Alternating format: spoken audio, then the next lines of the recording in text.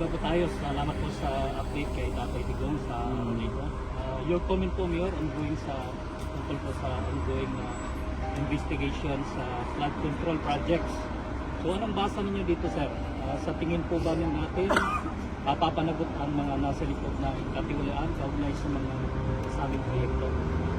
Alam nyo, ang tingin ko lang dyan, okay man, sabihin na natin. Kasi si BBM kasi, when in fact, sa chain of command, siya yung nasa taas. And for the past 3 years, he allowed that to happen. So whose responsibility is that? So ngayon, mag-e-expose siya na kunwari ng mga congressman niya na under din naman sa kanya because you're the president. Ikaw pumirma ng budget na yon. Tapos ngayon, sisisihin mo sino? Yung mga nagpasa ng ano? Bakit? In the first place, bakit mo hindi sinigurado?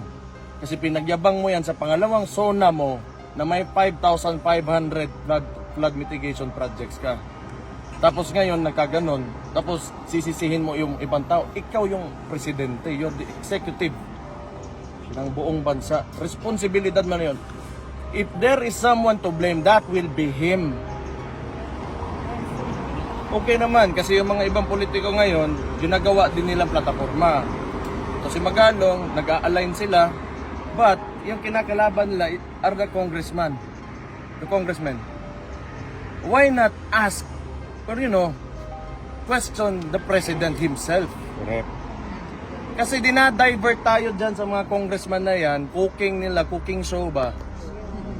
But, sino man yung responsable talaga ng lahat? Sino pumirma ng budget? At sino implementing agency? It's DPWH, that is under the president.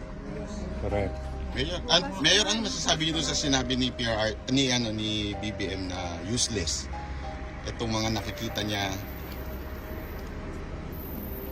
I think yung nakikita niya useless daw yung mga proyekto. Kasing useless niya nga. Kasing useless niya.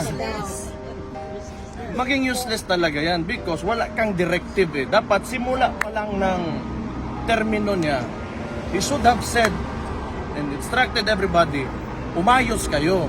Huwag niyong galawin yung pera ng taong bayan. Kasi yan, tayo lahat, nagbabayad ng buwis, ilalagay dyan, gagawing infrastruktura, kailangan maayos, walang masisira dyan. Ano ang unang ginawa niya? Dinismantle niya yung PACC.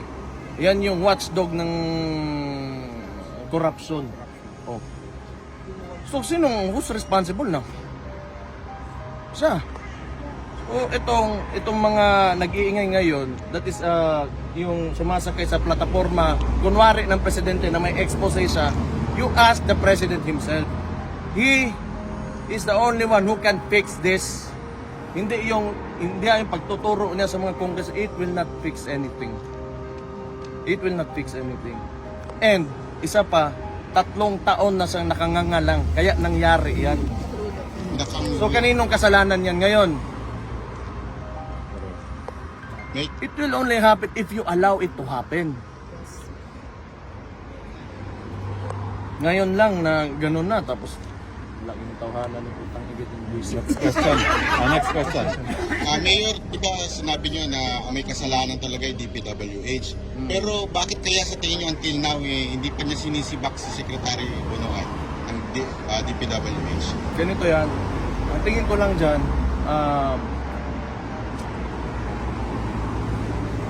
pag yan, yung issue na yan, nawala lang na parang bula. Kasi ginagawa niyang press release yan ngayon eh. PR stunt niya. Na pupunta sa doon, gano'n. Kunwari, may nangyari talaga. Tapos walang makukulong na congressman o kahit sinong politiko, walang makukulong sa mga flood projects na yan. Ibig sabihin, palabas lang yan lahat. Diba? Kung serious talaga siya, sabi niya na, diba?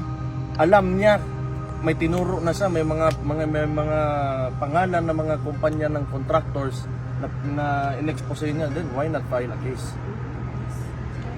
Kung talagang gusto mo ipakita sa tao, okay, you want to redeem yourself, kulong ka dyan. Kahit isang congressman lang.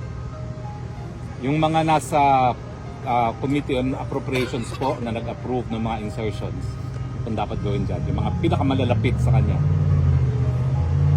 Sa ano? Kay Presidente, Speaker, at saka yung committee chairman na dating Zaldico. Saldi ko yan. Oh. Si Stella Kimbo for a Opo. while, diba? Opo. Tapos ngayon may bago. Yun. They should look into Saldi ko. Kasi yun na nga. Pag tumahimik yan lahat bigla, tapos wala talagang resulta, na concrete result, na may nakulong, may nakuhan, somebody filed the case against somebody, cooking show.